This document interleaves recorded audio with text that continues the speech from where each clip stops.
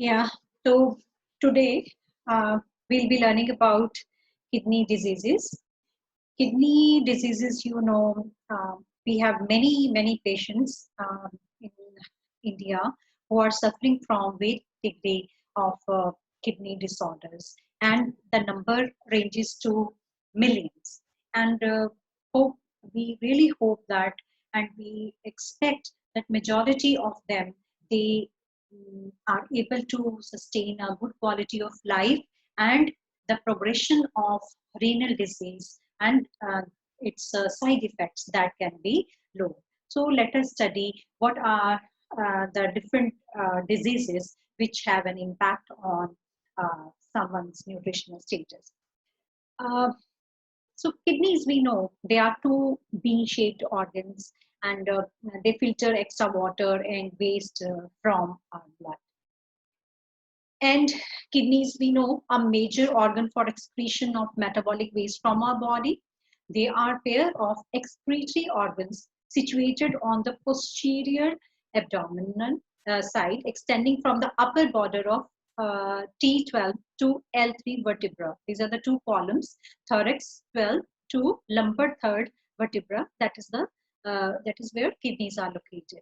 And right kidney is slightly lower than the left, and each kidney is 11 centimeter long, 6 centimeter broad, and 3 centimeter thick, and weight is about 150 gram in males and approximately 135 grams in females.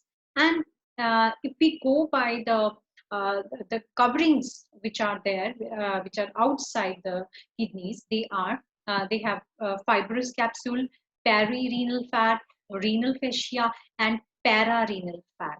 They are the layers of the which are covering the kidneys. And if we go to the coronal segment, if we see what is there in the inside, how it is made from the inside, it has cortex, it has medulla, and it has renal sinus. Now let us see in detail. Here, let me elaborate. And what you see here, it is the structure of the kidney, and this portion of kidney has been highlighted. This position, this is a nephron, which is the filtration unit of the kidney. And if we see, this is the cortex portion, that is the upper side of, or the outer side of the kidney, and this is the medulla portion, and this whole thing is known as renal pyramid. And that nephron is lying in partially between the cortex and partially between the medulla portion. And let us see how this nephron looks like once we magnify it. So this is the structure of nephron, and starting from the Bowman's capsule, and then proximal convoluted tubule to loop of Fresnel, and then distal convoluted tubule, and then collecting duct. And here, what happens? Here, the urine is formed, and there are many processes other than urine formation, which kidneys they are handling. This is a structure of nephron.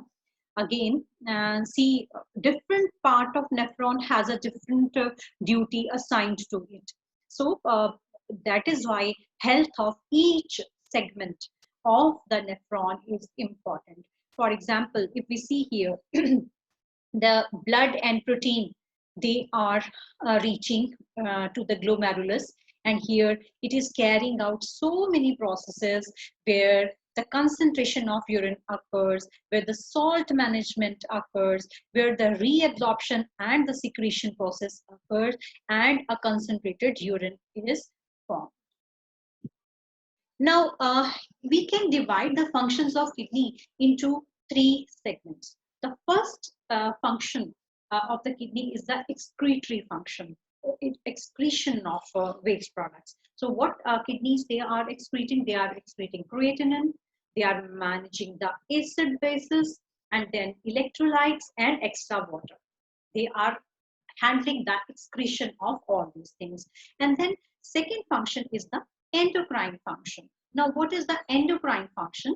It is an important organ which is actively synthesizing vitamin D3. And we all know vitamin D is required for the metabolism of calcium inside our body. And we know calcium is needed for healthy bones, and calcium and phosphorus ratio that is managed by vitamin D3. Then second important endocrine function of kidneys is erythropoietin of RBC formation. So it is handling the RBC formation, that is, these are the red blood corpuscles which are handling the oxygen inside our blood. So again, a very important function. And third function, that is the another thing in endocrine function is it is handling the renin angiotensin metabolism. Its balance is maintained, which helps in regulating the blood pressure. That is why people with the kidney disease, they have some hypertension issues. And then the third function is metabolic function. That is, it handles nitrogen metabolism, how nitrogen is retained in the body and how much to be excreted, to what extent it has to be reabsorbed. So nitrogen metabolism. Then it is involved in gluconeogenesis, especially during the starvation. So these are the different functions of kidney. And how we assess the kidney function. So kidney function is assessed with the help of few tests.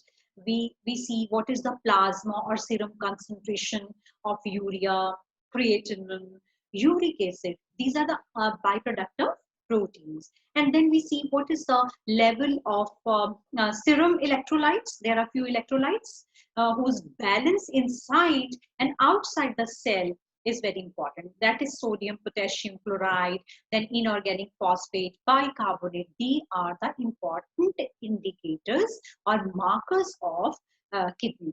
And then another important function of kidney can be assessed with the help of glomerular filtration rate. We call it GFR. So it is measured using creatinine clearance rate from the body. So normal kidneys, if it is 125 ml per minute, then it is considered normal. And in kidney failure, it will be maybe less than 30 ml per minute or even less than that. And then another indicator is alkaline phosphatase in the blood. That is actively, that is an indicator of vitamin D level, vitamin D synthesis. And then hemoglobin level, again, we have studied that it is our erythropoietin synthesis can be checked with the help of hemoglobin, because it is an important function of kidneys. And then urine volume and extracellular fluid, their level, their you can say proportion, that is again an index. And then urine examination, if we see the routine urine examination that is carried out, we see color, clarity, microbes, then pH, specific gravity, and osmolarity, etc. They are also seen. And then urine electrolytes, they are sodium, potassium, and magnesium. So we have few tests which are carried out to see the level of these macro and micronutrients and electrolytes inside the serum, and other is in the waste products, that means in the urine. So these are some normal blood parameters. One, that is blood urea nitrogen. Then we have creatinine, which is an index of kidney function. Then uric acid, sodium, potassium, alkaline phosphatase. These are the normal ranges in the blood. And these are few important ranges of urine: volume, glucose, protein, presence of acetones, pH, etc. And now, once we know what kidneys are doing and how important they are for the normal health of a human being. So, what are the common kidney diseases and what is their impact on our health, and how medical nutrition therapy has an impact on recovery from such problems, and how we can stop the progression that we shall be studying. So the main kidney diseases which we shall be covering here will be the acute and chronic glomerulonephritis, nephrotic syndrome, acute renal failure, chronic renal failure, end-stage renal disease, and dialysis and renal transplantation, and then renal calculi or kidney stones. So let us study about glomerulonephritis. It is an inflammatory process affecting the glomeruli, the small blood vessel in the head of the nephron, known as Bowman's capsule. It is a problem which is situated there. It is most common in its acute form in children 3 to 10 years of age, although it can also occur in adults past age 50 also. So generally it follows some kind of infection. It could be respiratory infection such as tonsillitis, influenza, or pneumonia. So here what we see is this is the normal glomerulus and this is the hyperfiltering glomerulus. Here we can see the structural problem with some uh, it could be because of some infection or some other reason. Now, what are the symptoms? So also once we get this problem, so how it will show up? First is hematuria and second is proteinuria. So what is that hematuria? Hematuria means presence of blood in urine. And second thing is proteinuria. That means presence of protein in the urine. And after that, the second step that comes, that will be the edema and hypertension. Why the hypertension? Because water retention along with circulatory congestion that is seen. So why this happen?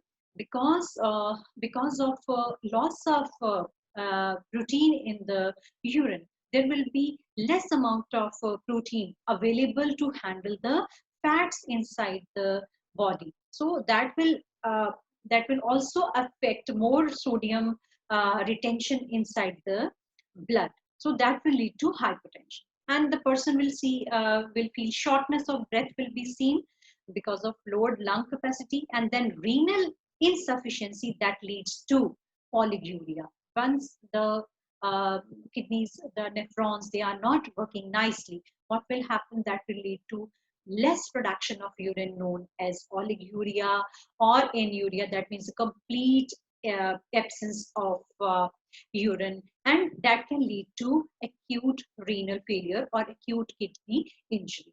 So chronic glomerulonephritis is marked by frequent urination and nocturia.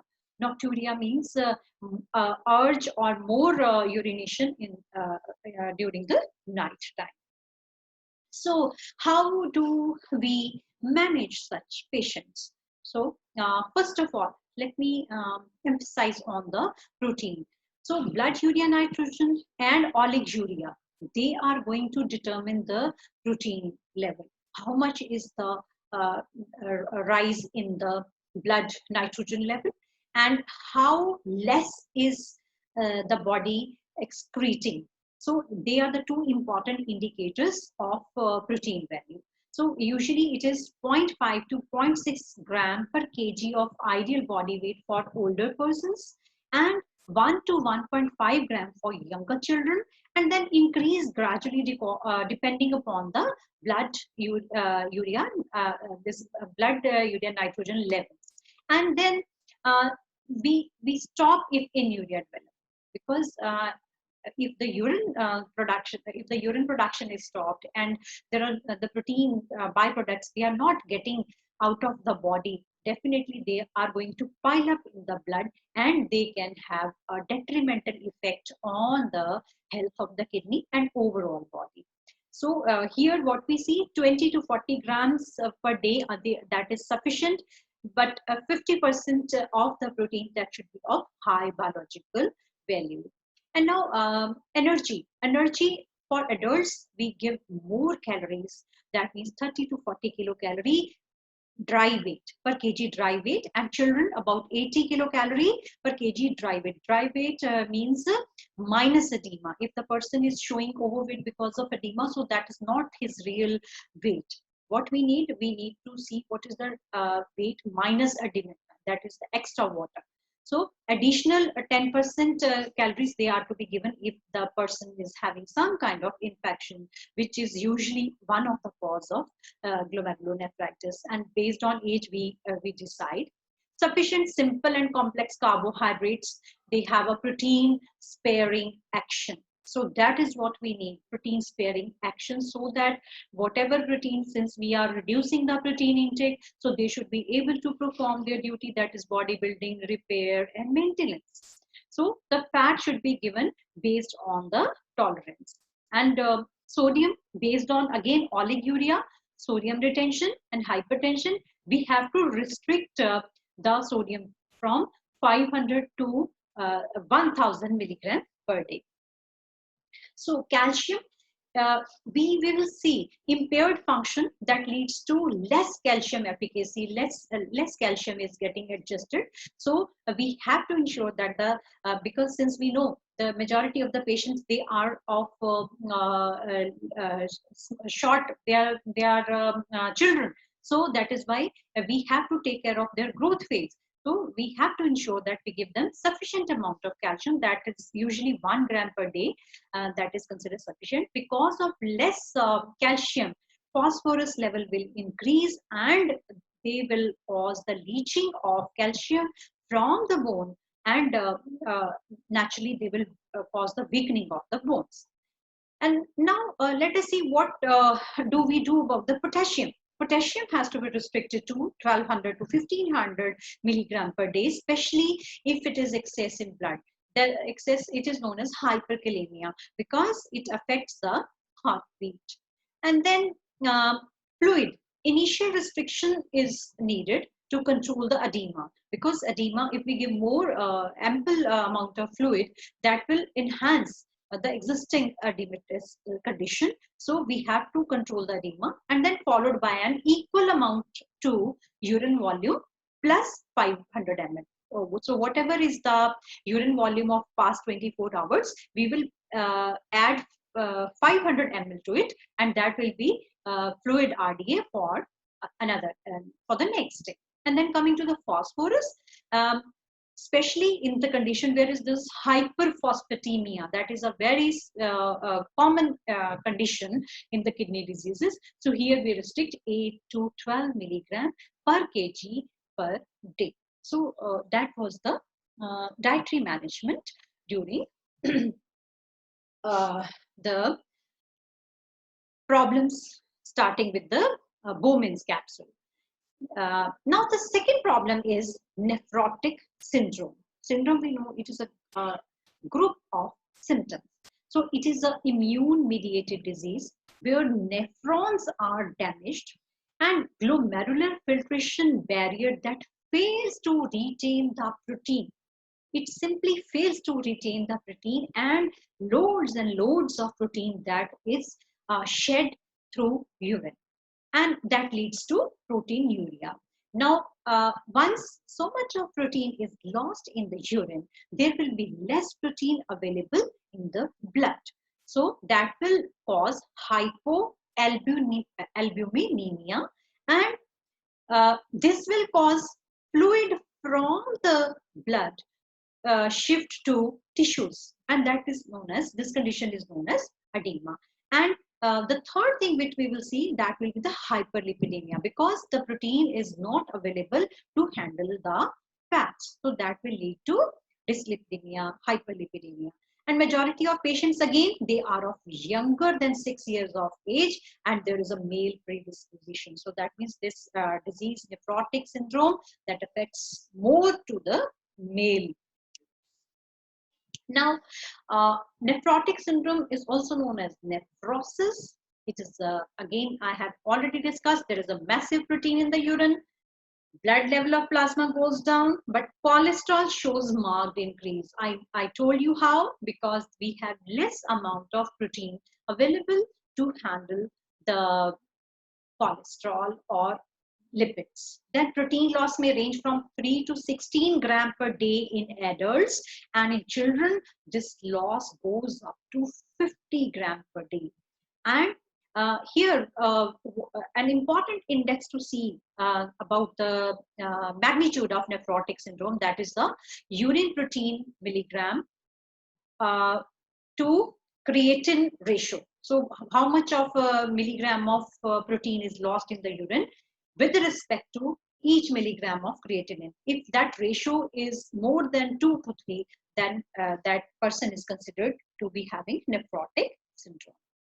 So what are the clinical symptoms? They are different from glomerulonephritis because we will not see hypertension, we will not see hematuria, we will not see anemia, we will not see nitrogen retention. They are the important symptoms of glomerulonephritis. Here we will not see these symptoms.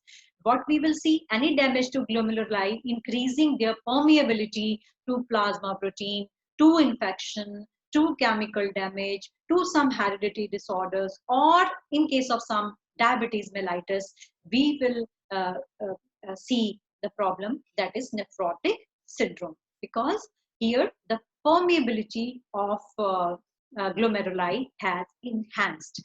There will be accumulation of body fluid, which will be seen by swelling of eyelids, and there will be facial puffiness. And then later on, that swelling will increase and it will involve the extremities and the abdomen. And let us see what happens in nephrotic syndrome and what are the consequences of protein loss. Once we have nephrotic syndrome, we know glomerular permeability is increased. Plasma protein, they spill into urine. Plasma protein level falls. Naturally, if the proteins are spilling to the urine, their level is bound to fall. So what will happen? Lean body tissue, they start breaking down. That will lead to wasting. And then albumin decline, albumin level that will be lowered, that will lead to edema because the liquid, the fluids, they will shift outside the normal blood level, bloodstream. Then immunoglobulins decline because immunoglobulins, again, they are made up of proteins only. That will predispose us to infections.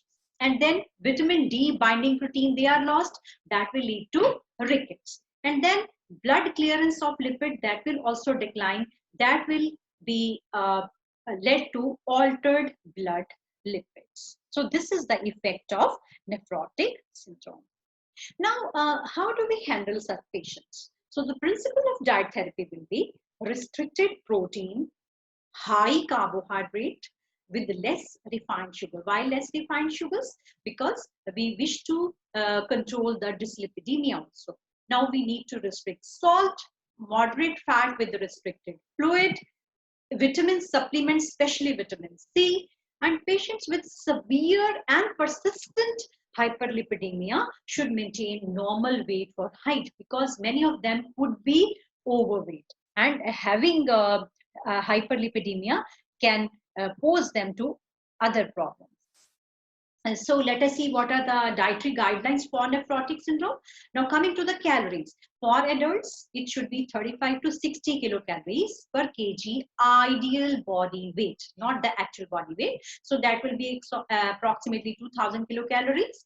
And for children, 100 kilocalorie per kg. Sufficient calories, they are to be provided for optimum utilization of protein for tissue synthesis. If we do not give ample calories, the protein, they will be the body is in catabolic state. The protein will not be able to perform its routine job.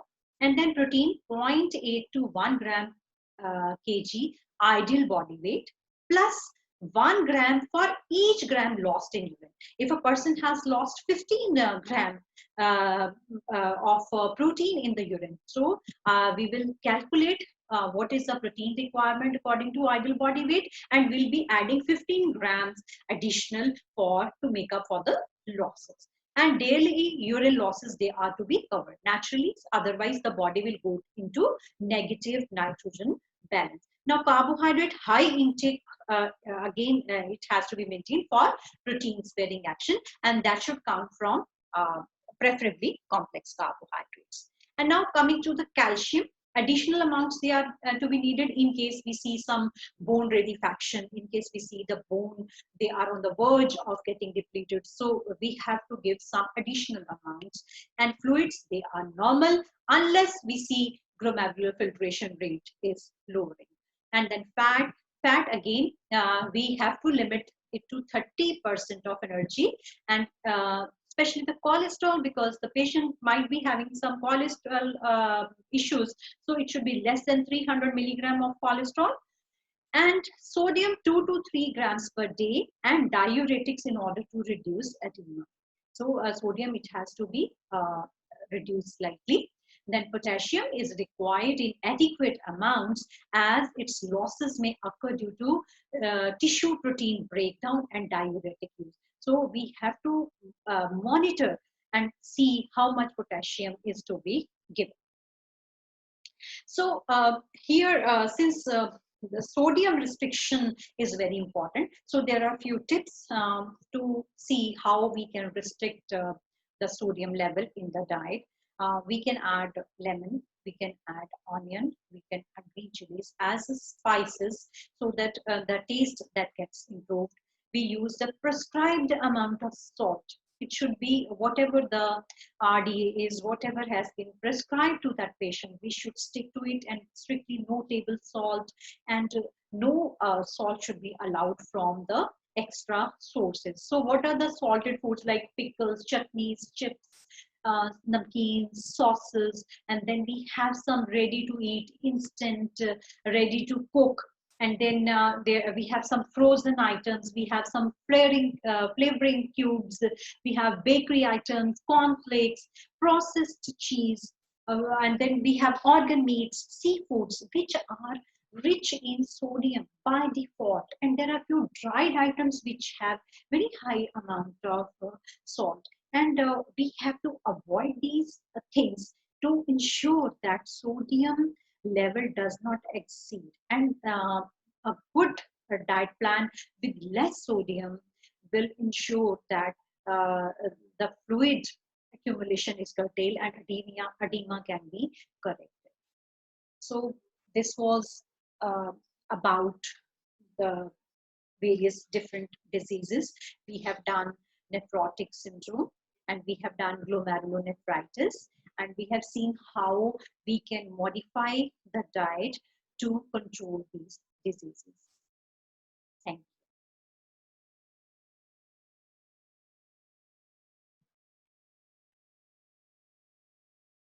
So girls, next lecture, we shall be studying about acute kidney injury and then chronic renal failure. Till then, happy learning.